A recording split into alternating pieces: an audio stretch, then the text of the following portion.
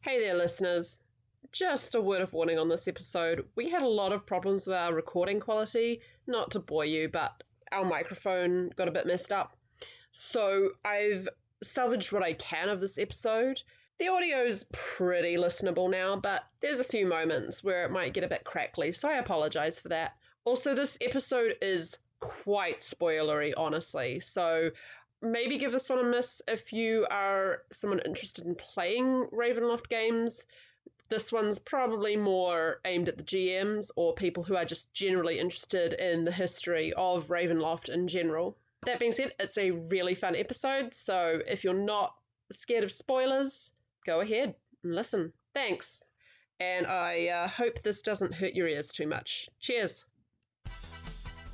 Kia ora, Internet. Hello and welcome to the Sky Bear Games podcast. We make games, we play games, and we talk about games.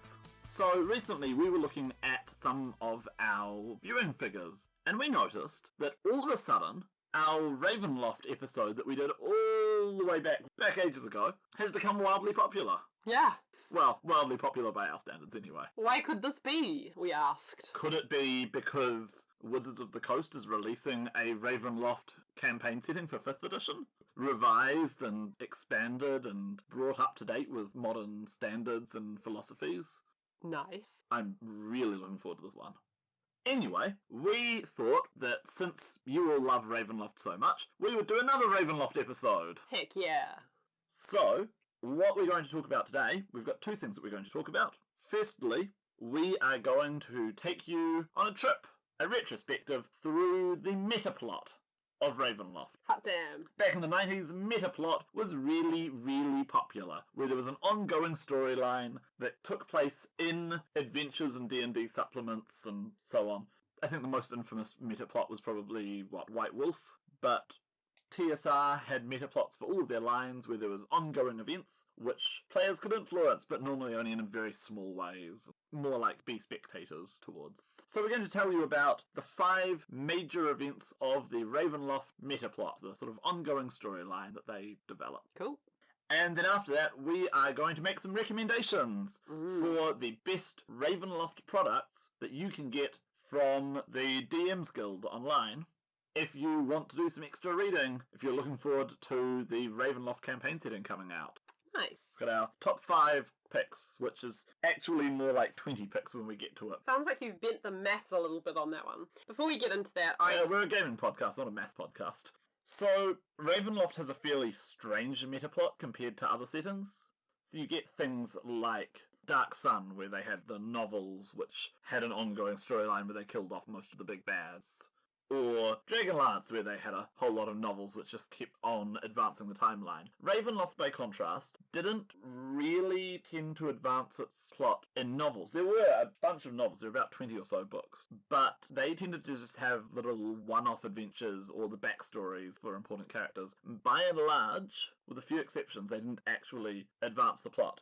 Ravenloft started off with a huge metaplot event that seemingly no one had actually planned at the time. Oh. So it was a series of 6 adventures called the Grand Conjunction. And what's interesting about these 6 adventures is, unlike most ongoing storylines that you get today, there is no connective material between them to speak of. Wow, okay. There is absolutely no intention that you would play them in order. And their levels jump all over the place. Huh. The first, I want to say, 3 of the 6 adventures don't even know that they're part of this storyline, and it just gets retconned in later. Oh, okay. Doesn't sound like much of a conjunction to me. Well, it all comes together in the last 2. Okay. So what happens is, in these adventures, so each one, to start off with, they are just standalone adventures for a range of different domains, a range of different levels. So the first one is A Feast for Goblins, where it's starring Haakon Lucas, who is one of our favourite Dark Lords. Yeah. Though he actually just shows up for a sort of extended cameo and then points you towards other things. You wind up getting caught between some feuding people, and it's all very gothic, and it turns out that most of the people are actually horrible and monsters secretly. And you have to do far more dungeon crawls than you'd normally expect in a Ravenloft adventure. Okay. Yeah. And then the next one, you're on a ghost ship and you have to raise the curse on the ghost ship by finding the bodies in the middle of the ocean. Ooh. And then fight a level 20 necromancer, which is a little bit overkill. Damn. And then in the next one, suddenly it drops to being a level 3 adventure where you are fighting mummies in totally not Egypt. And the fourth one suddenly is a level 1 adventure where you are doing a murder investigation in a creepy swamp village which then gets overrun by zombies. Night of the Living Dead. Oh, More yeah. about that one later. But what happened with this campaign as it continued, I use the word campaign very loosely, is they were tied together by the use of a prophecy. And the prophecy was the prophecy of the Grand Conjunction. I see. And so the prophecy was 6 lines long, and each one was a different thing that was going to happen, that were like the 6 signs of the coming of the conjunction. And so that's why the first 4 adventures have nothing to do with the plot. I remember definitely in Night of the Living Dead, because that's my favourite one, you can find the scroll that's got the 6 different things on it. But really, all it is your one is in that adventure is just a little rhyme which just summarises what one event is going to be in that adventure. And then once you've played it, that's one of the signs. The end. So the actual plot of the Great Conjunction only shows up in the last 2 adventures, which actually are meant to be run back to back. And at that point, they retconned in a bunch of the early adventures. So what it is, essentially, is a prophecy about the domains of Ravenloft, which you may be aware, generally, or because you've listened to a previous video, that Ravenloft is made up of a whole lot of different domains, each of which was sort of abducted from a different D&D world, taken and patchworked together. Yeah. And all the domains reflect their Dark Lord, and they're all sort of like little sub-kingdoms. And this is the prophecy about the Grand Conjunction, when all of that will break, and Ravenloft will go flying apart Back to where it all came from. Wow. Gee. And so in the 5th adventure, Aslan, the Lich, Of course. Aslan is going to show up a lot in these Metaplot events. Yeah. He's pretty much the instigator for just about every single one of them. Aslan the Lich, who his official curse is that he can't learn magic, but his real curse seems to be that unlike all the other Dark Lords, he knows how the system works in Ravenloft. He knows that he is the Dark Lord, stuck in a domain, with a curse, with captors who are keeping him there. And his real curse seems to be that he's constantly able to be this close to figuring out a way to escape and pulling it off. So Aslan decides in the 5th adventure that he is going to get a bunch of dupes, the PCs, to force the events of the conjunction and make it happen so that he can escape. Cool. He figures out that the instigating event that made Ravenloft happen is Strahd turning into a vampire. And so he gets a bunch of PCs and holds their bodies hostage while their heads time travel. You can't make this stuff up. He captures their bodies after you get railroaded into getting killed by the Headless Horseman. He decapitates all of you, and then your heads wake up and are on a shelf looking at your bodies, which are all preserved. Aslan sends you back in time to the night where Strahd becomes a vampire, and you run around trying to rescue some of the magic and most important magic items from Castle Ravenloft. And every time you do, the first time you go, you're going to fail, and then Strahd will turn into a vampire and massacre all of you. But then you get sent back again, and you've got slightly less time, but you know everything you did last time, and so you just repeat it, knowing that every time Strahd is going to go insane and murder all of you a little bit sooner.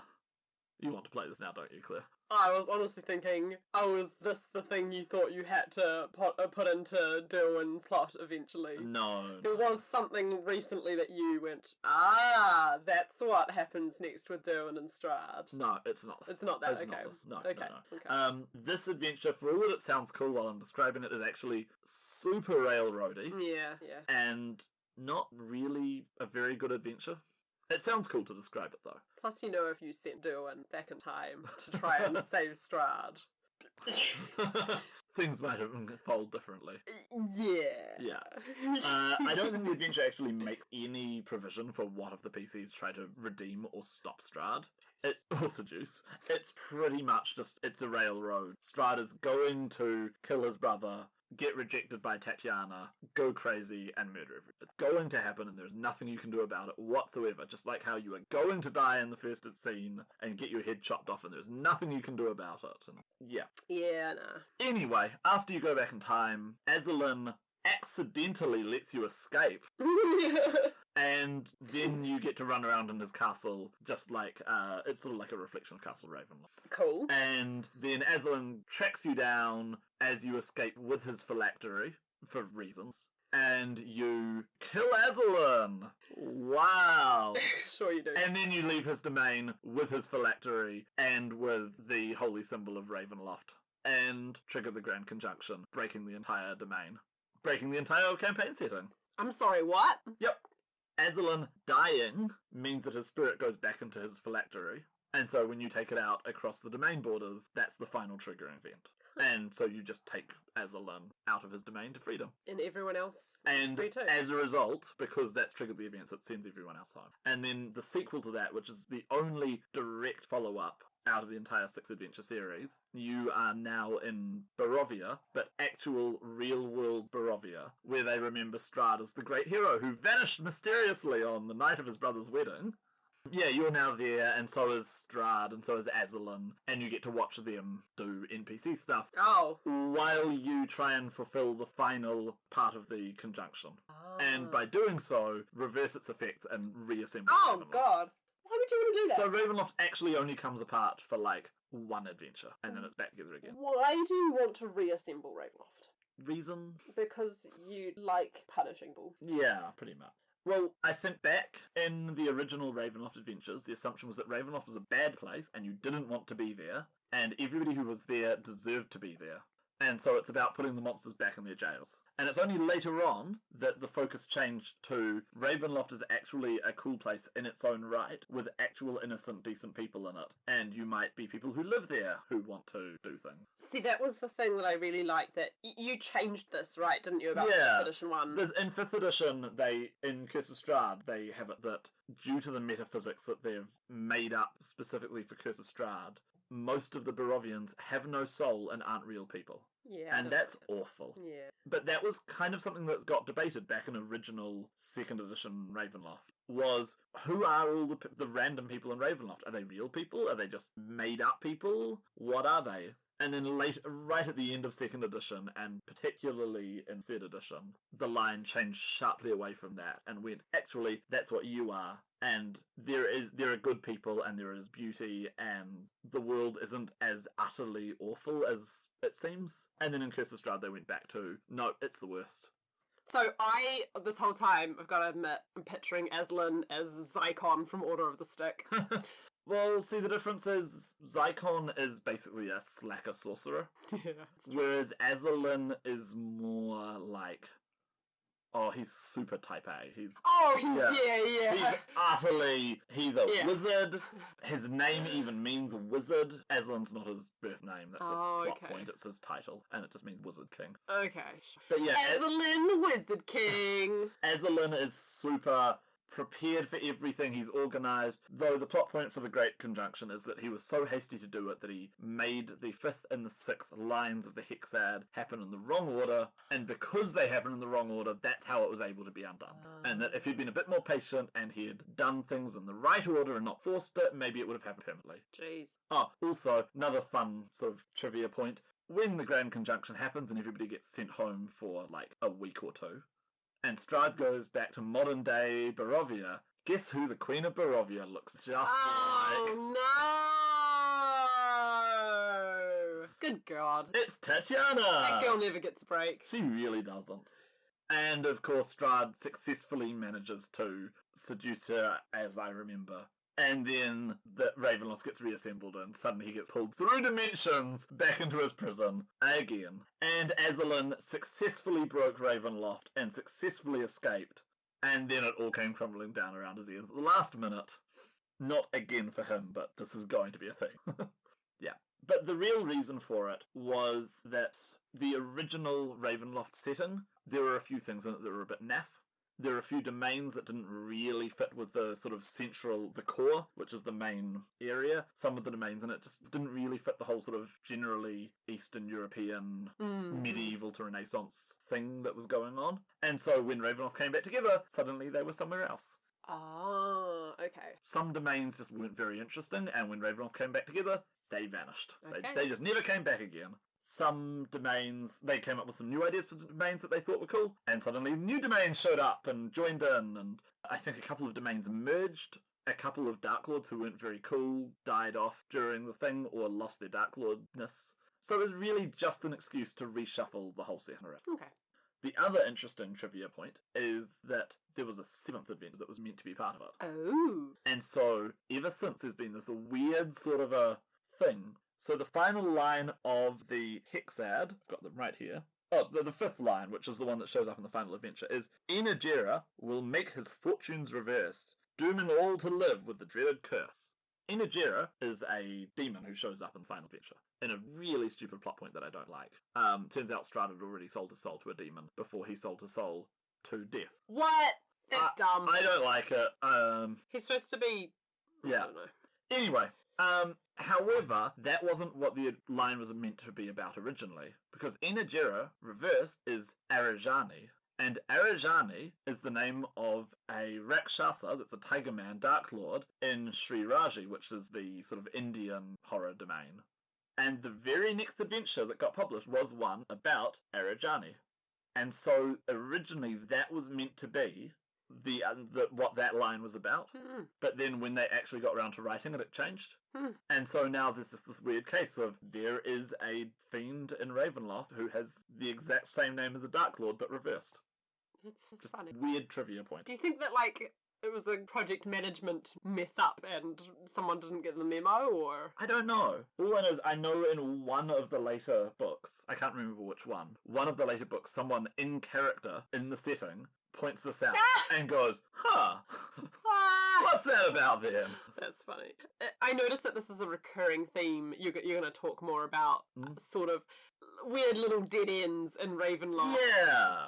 Ravenloft didn't feel as planned out, and things just sort of happened. And honestly, I actually like this style of metaplot more than I like the metaplot in, like I said, Dark Sun's metaplot. It's kind of cool, but it's awful because it happens in novels and players have no influence whatsoever. It's just, you play your adventures and then your DM tells you, by the way, while you were gone, some other people were more important than you and completely changed the world and killed off all the big bad. Yeah, it's not fun. Whereas at least in this one, yeah, it's a stupid railroady adventure, but at least you're the ones playing the stupid railroady adventure. And some of the later metaplot events are even better than this in terms of players getting to actually get involved. Go on. Anyway, the other thing I wanted to mention with the Grand Conjunction, my favourite new domain that showed up, I can't remember what domain it replaced, but when the domains got put back together again, the middle of the core was a giant hole called the Shadow Rift. It's just this big mist-filled black hole in the middle of Ravenloft. The Shadow Rift. And for years, nobody knew what was in it. It was just this big mystery. Years later, they finally revealed that the Shadow Rift was the home of the fairies. Like Ravenloft's version of the Seelie and the Unseelie lived down there. And there was a 2-parter. It's sort of like a light metaplot event, not big enough to actually be worth mentioning here in detail. But yeah, they did a 2-part adventure where you actually got to go into the Shadow Rift, and the good fairies were scary and amoral, and the evil fairies were murderous, and... Just sounds like what everyone does with fairies these days. Yeah, pretty much. And the adventure is, weirdly, for a Ravenloft fairy-themed horror adventure, it's just a hack and slash fest. Super disappointing. Yeah, I would have thought there'd be more politics. But the first half of that adventure, I wound up stealing for Pendragon. And I had to chop and change it a whole lot. But you remember the adventure where there were witches and all the squires went out into the forest? I changed the details a lot. We were just reminiscing about that the other day. A lot, but that was originally a Ravenloft adventure. That's so funny. We were only just reminiscing about that. Oh, wow. Anyway. Carrying on. I can't believe you've told you. That's the first time you've told me that in, like, what, 5 years? I don't know. Just never really came up. No, it didn't. Anyway, so that's the Grand Conjunction. Sweet. Yep. A big almost accidental. Yeah. Not actually that big a deal. Really just an excuse to reshuffle the domains around and then publish a new campaign setting box set. Okay. Yeah. The next event, on the other hand, is... Oh yeah, it's easily my favourite of the lot, but it's also the one where I don't have the books. Bugger. Also, unless I'm willing to pay a lot of money on eBay, which honestly sort of am, I'm not going to get a copy of this. Is it not on DM Guild? No. Damn. Also, given what an extensive actual Ravenloft collection I've got, I kind of want to keep them all being originals. That's fair. Yeah. Anyway, so this one is The Death of Rudolf van Richten. Rudolf van Richten was an NPC throughout Ravenloft's history, and he was the star of a series of books called The Van Richten's Guide. More about them later. For 8 books, people got to follow him as he explained all the different types of monsters. There was also an adventure anthology that got published where the PCs got to help Van Richten out, and every single adventure Van Richten has either been taken out by the bad guys, or he's been mind controlled, or whatever, and the PCs have to come and save him, save the day. They have to really jump through some hoops to stop Van Richten from being the main character in his adventures.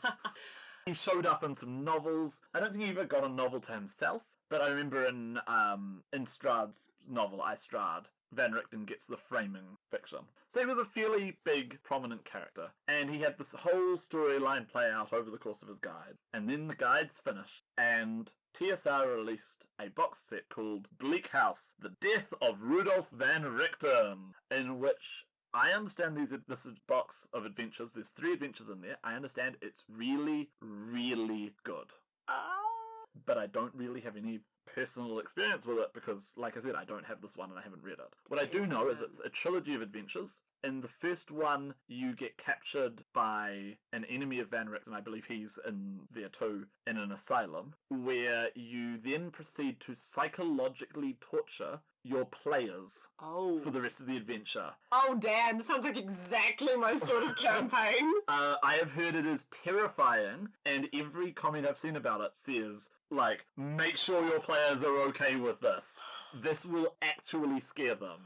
Not the characters, the players. Yeah. Yeah, that's a whole thing. Oh my god, I really want this now. In the second adventure, you wind up helping Van Richten fight one of his original villains, Baron Metis, who is the vampire who killed Van Richten's son. Oh, so Van Richten's whole origin story is that his son got kidnapped by a vampire. Well, actually, his son got kidnapped by Vistani after Van Richten... Oh, yay, that's not going to lead to problematic Oh, things at yeah. all. And then sold to a vampire. They sold his son to a vampire to be the vampire's... I'm trying to think of a nice way of putting this. Underage male companion. It is the implication. Yikes. It is the very strong implication. Super yikes. Yeah. Rare example of a gay Ravenloft character. Strongly implied. Also, yeah, is it a diabolical villain? 90s was not a very enlightened time, people. Yeah. Anyway. It's not like how every Disney villain is super gay, so... Yeah. Anyway, Baron Metis is back from the dead. Yay, representation! The original vampire that Van Richten killed to get him rolling on the... Actually, the second, because Van Richten first had to kill his own son as a vampire, and then move on to the monster that turned him into a vampire. Yeah. Anyway, Baron Metis is back and you've got to kill him again. Wow. And then in the final part, you go to the Bleak House, which is Richten House, the estates of the Van Richten family, which is now possessed by ghosts of all of Van Richten's former companions who died during the Van Richten's Guides, and controlled by the ghost of the Vistani queen, who kidnapped his son in the first place. As a result of the adventure, one of, if not the most important good guy, the most important good guy in the Ravenloft setting will die. But what makes this adventure really fascinating is that there is no canon death for him, and there is no real railroad. Depending on the player's actions, there are about 4 or 5 different possible fates for Van Richten. The only thing that's certain is that Van Richten is not leaving Richten House at that time. Okay. But there's clear implications that he's staying there for later. That something is planned. What's planned? More on that soon. But this is the first signs that something is being built towards. We go into something. Okay.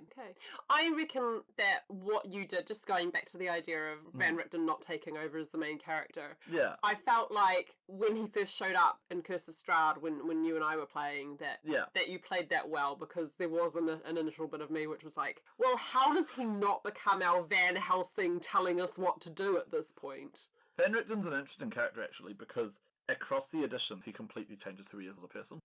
So in second edition, he's very much Peter Cushing as Van Helsing. Yeah. He is exactly I even that. picture him as Peter Cushing. Then in, I want to say like 4th edition or so, there was a D&D mini of him, where he's this muscly bald guy with a warhammer, and where did that come from? Did it come from, wasn't there like a Van Helsing movie? Maybe, around yeah. Where he So was he's younger very much turned into like Hugh Jackman. It was Van Hugh Jackman, Helsing, wasn't it? Yeah. And then I feel like 5th edition sort of splits the difference between the two. He's not the very bookish Peter Cushing version, but he's not quite the utter action hero of the Hugh Jackman. He's kind of in between. He's a little bit more flawed and imperfect in 5th edition.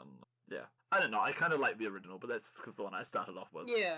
Realistically, the 5th edition takes probably a better one, but anyway.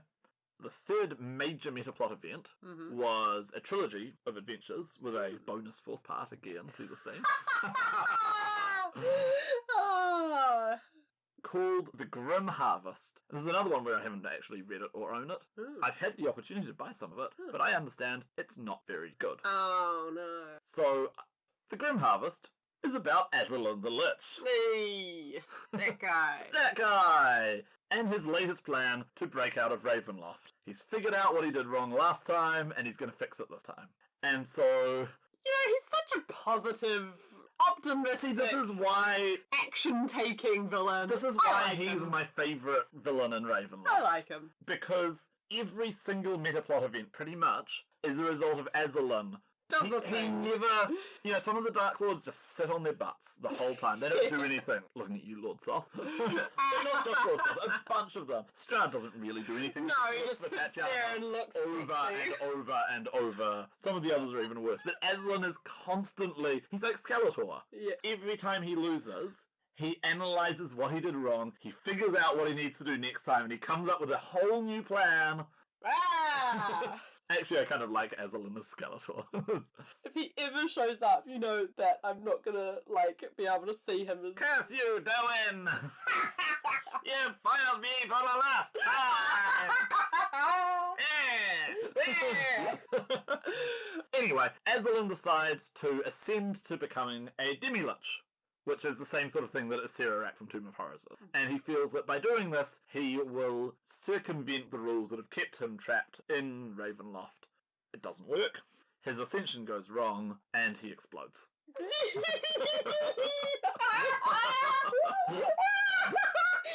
Shame! He also winds up necrotically nuking the biggest city in all of Ravenloft, turning every single person in it into undead, just in time for a big box set about how to play as undead in Ravenloft. Whoa! I still kind of like the city was alive. Sure, but yeah. Also, one of his lieutenants gets turned into an avatar of death, or thinks he's an avatar of death. They sort of flip-flopped on that. I think that in the end they came down into deluded elemental rather than literally death. But yes, Azalin exploded himself and was gone. Though, when the trilogy ended, they then pointed out that one of Azalin's neighbours is a military captain whose curse is that he can never win a military campaign anymore. And his entire domain is this horrific hellhole, which has just fueled fascist hellscape, which is just about promoting the military. Every resource goes towards the military. They have the most powerful military. And with Azalin gone, he finally leads his troops into he can't do it personally because he's not able to lead from the front. But his troops march into Darkon, meeting no resistance, and then every single dead body in Darkon gets up and drives him back to the border. Just like what used to happen when Azalin was around. What's up with that then? Wow, wait, what? So... Wow, okay. At this point, there was going to be a 4th adventure in the series, called, I believe, Death Undaunted. But then 2nd edition ended. Which actually kind of ties us into our next major event. Not a big deal for Ravenloft, but a big deal for D&D in general. There was a two-parter in which Vecna, that Vecna, the one with the hand in the eye, wound up getting imprisoned in Ravenloft. And then in a massive mega adventure that I wish DM's Guild would make a print on demand, Vecna manages to just brute force punch his way out of Ravenloft by turning himself into a god, then manages to invade Sigil in Planescape, even though the metaphysics of Sigil says gods can't go there, it is impossible. Vecna does it anyway because he's Vecna. And the PCs have to stop him before he kills the Lady of Pain and takes over the universe. This isn't Die Vecna Die. This is Die Vecna Die, the best named adventure ever. Yeah. And anyway, the result of Vecna's shenanigans is that he breaks reality so hard it has to reboot into a new edition. Okay. That is the canonical reason why the metaphysics of the world changed. If you like the fact that Thaco went away, you can thank Vecna for that. Fair enough. And I guess that's why Vecna got to keep being a god when 3rd edition rolled around. Right. So yeah, Vecna Die is a big 3-campaign setting crossover. You start off in Greyhawk, which is where Vecna's from. Then you go to Ravenloft to watch him break out. And then you go to Planescape to wrap up. Big, epic. Sounds kind of dumb. It sounds kind of like what would happen if Zack Snyder wrote a D&D adventure. I'm sure we could camp it up. I'm sure we could. Anyway, there was going to be a 4th adventure in the Grim Harvest series, which would feature the return of Azul. But as a result of TSR selling Dungeons & Dragons to Wizards of the Coast at this time, and the game getting relaunched in 3rd edition, the Ravenloft line got cancelled. Shortly thereafter, it got picked up again by a new studio. So White Wolf, who, famous for doing Vampire the Masquerade, got the rights to Ravenloft, and in a brilliant decision, decided to hire the entire staff of the biggest Ravenloft website to write all their books for them. The website was called Secrets of the Cargatane. It's now defunct. Oh. But you can still find it on the Wayback Engine. Oh, yeah. And they were famous. They did a series of netbooks where they had fan content, and the fan content was excellent. And you can still find that fan content, and you can still download it from their Wayback Engine, and it's well worth doing. Little round of applause for the Wayback Machine. The Wayback Machine is wonderful. So good. Anyway, when 3rd edition started, they rolled the timeline forward a little bit, and Azulin was back. And there were notes in the 3rd edition campaign setting that some adventurers had done something, and Azulin had returned. And they were never able to officially release the adventure, but you can find a sort of 90% of it, unofficial version of it, on the Secrets of the Cargatane website, where your PCs get to be responsible for Azulin's rebirth. He'd kind of dispersed his essence throughout the plane, so... That's what I was going to say. Yeah, and so they managed to put him back together again. The reason why... Thank you! That's why I was giving you that look. What? Why? Why would you do that? Because then he owes you one. No, the reason why they didn't start with that as their, tie-in adventure, and instead they went straight into Azulin's back already, is because they had a new metaplot they wanted to tell involving Azulin! Hey!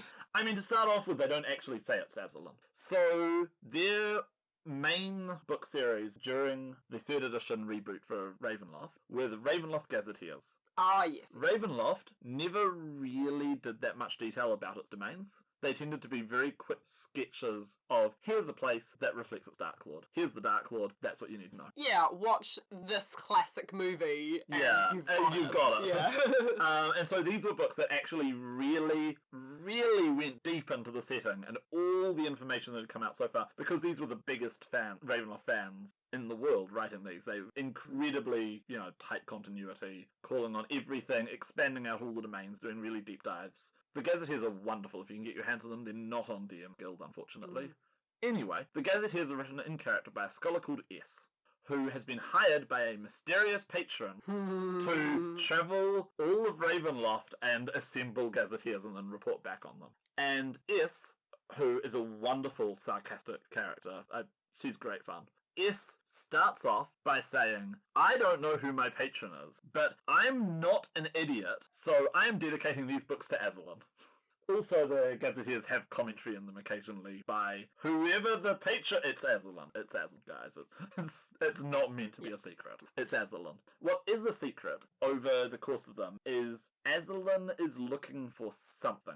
There is a reason why he's getting these assembled. He's clearly doing a study on who the Dark Lords are and how the domains actually fit together, because in universe, nobody actually knows that Dark Lords exist. And in some domains, it's really obvious that Strahd is the person pulling all the strings in Barovia, for example. But in some of the other domains, it's not very obvious who the actual person is. That's right. There's that one where there's a were-rat, and he's just a member of the council. Yeah. He's not the mayor, he's just one of them. Yeah, some of them like to be in the shadows a little bit more. Some of them are not actually very important people.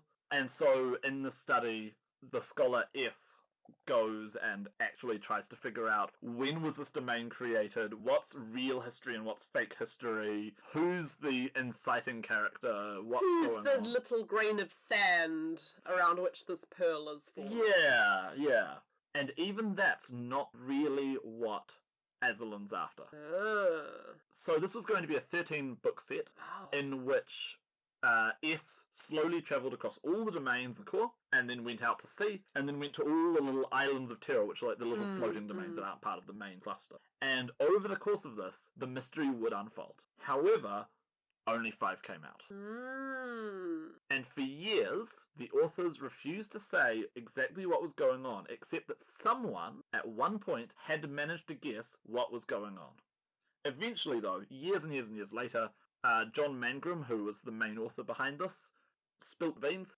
I think that people on the internet had managed to find the person who had the correct theory, or they had a strong suspicion that it was this one guy, and so John Mangrum went, "Okay, everyone, here you go. This is the details. This is what was going on." Firstly, S was a clone of Aslan. Getting all palpy in here, are we? Original Palpy. Damn. Actually, yeah. If you did a cross between Skeletor and Palpatine, that's pretty much Aslan. I'm just trying to imagine, like, Palpy pointing at himself, like that Spider-Man meme. In this case, it's actually a more accurate depiction of clone than the sort of exact duplicate idea. So this is someone who's got Aslan's sort of... It's like his sister. DNA material, effectively, and then got implanted in someone to grow up naturally. Because Aslan is a sick and twisted weirdo like that. I remember at one point in the Metaplot, actually, S figures out that she's trapped into this, doing this, and kills herself. And Aslan just resurrects her consciousness in another clone body and sends her straight back again. Damn. And she realizes that she actually can't hide anything from him, that everything she does, she can just be decanted. Wow. Anyway, this time around, Aslan is not trying to escape. Aslan has realized that every time he tries to escape, he gets foiled at the last second. So this time, his plan is, if he can't get out of the playpen, he's going to break it so that no one can have any fun with it ever again. Yeah. I love Aslan. Yeah. So this winds up tying into some other Metaplot elements that had been introduced right at the end of the TSR run. There was an incubus called the Gentleman Caller who had fathered a half-demonic child who was basically like Damien. Yeah. And was absolutely awful and deposed his mother and, depending on PC's involved, possibly killed her or whatever, but definitely took over. The Gentleman Caller had shown up in cameos in a couple of things, and there's implications that he was maybe up to something.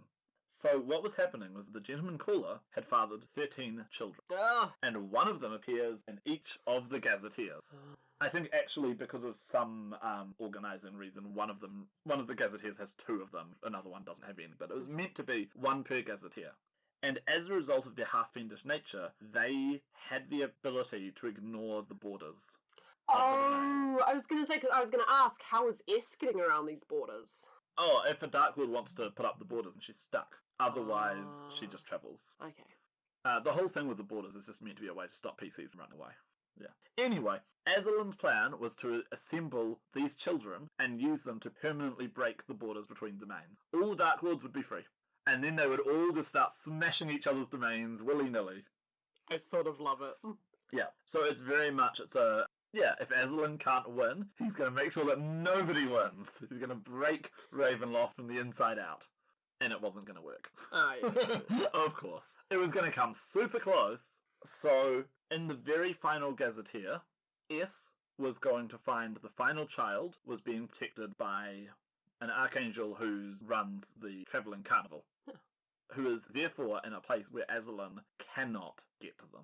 But Aslan's a very cunning person, and S knows that Aslan would get that information out of her head no matter what she does, even if she tries to kill herself. Once she's found out, Aslan will find out upon her death. And Aslan is the sort of person who goes, oh, there's an archangel protecting the last demonic child that I need to make my plan. Well, I've got a long time to prepare. I'll just make this happen. And so S, the very final domain, was going to be Bluetspur, which is the domain of the Mind Flayers. And S was going to have her brain join the brains of the Mind Flayers forever. Wow. As her, Aslan will never get his hands on my brain. Wow. It's the only loophole that stops Aslan from being able to just download everything she knows and figure it all out again. That is grim. Yep. Oh, also, S, in her own right, wound up killing her own daughter to use her as a test subject to investigate that city that got cursed by the undead. What?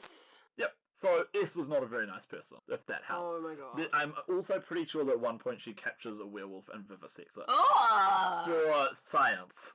S! You're horrible! We were going to find the name of S in the final book, I believe, but I don't know what it was. Okay. Oh my god. This is intense. Yeah, it's pretty intense.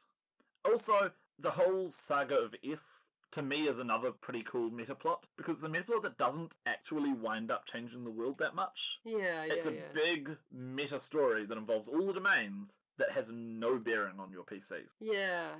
And that's pretty cool, I like that. Yeah.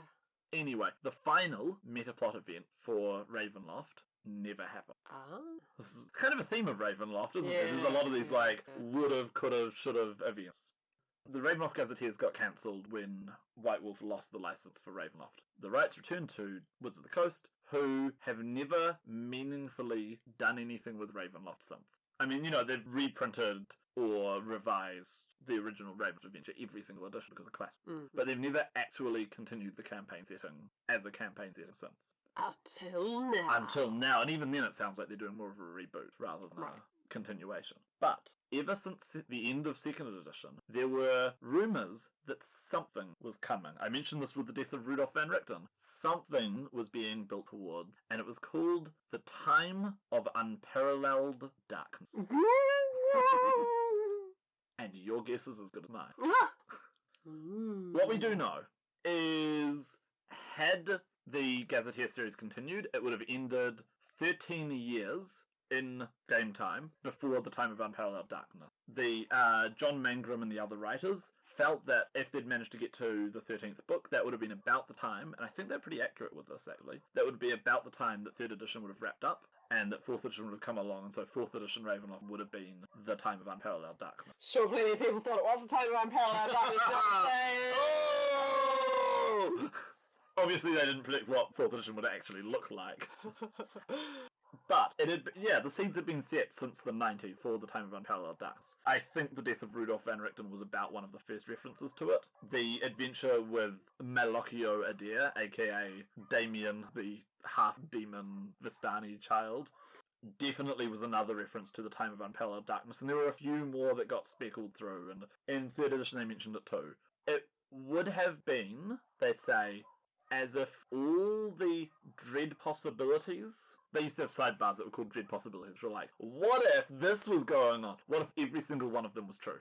What does that mean? I don't know. Definitely Rudolf van Richten was going to have a role in it. I really want to know some of these dread possibilities. I can dig them out in the book if you want. Finish your thought. They're all just like little plot hooks. Yeah. But the idea is that all of them come around. Definitely, so Van Richten would have had a role in the Time of Unparalleled Darkness. Whatever it was. Whatever he was meant to do. Because he was just stuck in the house now. He was stuck in the house. He was dead.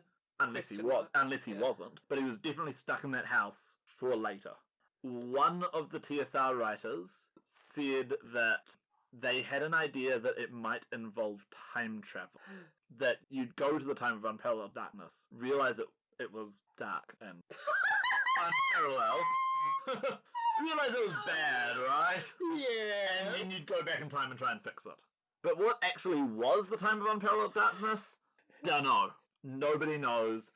The people who do know aren't talking. Personally, my guess is, you know what, just for variety's sake, I feel like maybe Aslan wouldn't have kicked this one off.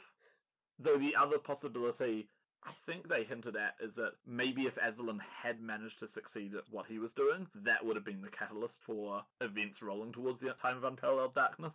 I bet Strahd would have had something to do with it, because he's Strahd, and also the time of Unparalleled Darkness sounded like it was going to be the big conclusion of Ravenloft. So if you start with Strahd, you've got to end with Strahd. But apart from that, who knows? I really want to know what the deal is with the time of Unparalleled Darkness. God damn, I want to play that. Whatever it is. Whatever it is. Ooh. What if it's... All I know is I think they wanted to do something that was different to the Grand Conjunction. What if it's like... So it's a bit more internal. Strahd finally realizes there's more going on, and like, Strahd versus Aslan cage match. That's actually the end of the Grand Conjunction. Oh, okay. Yeah, when you have to do your final thing, they're having a boss battle in the background. Sweet. Kind of stupid, but at the same time, cool. It's funny because, like, they seem to interact with each other a lot. Like, Ravenloft 2, isn't he supposed to be there? Oh, spoilers, sorry. Ravenloft 2, isn't Aslan supposed to be there at the climax? And, in, Ice 2, the war with Aslan. Oh, wow, okay. Also, Aslan got his own set of Strahd novels, too. Huh, okay. He's got 2, like, this is my backstory novels.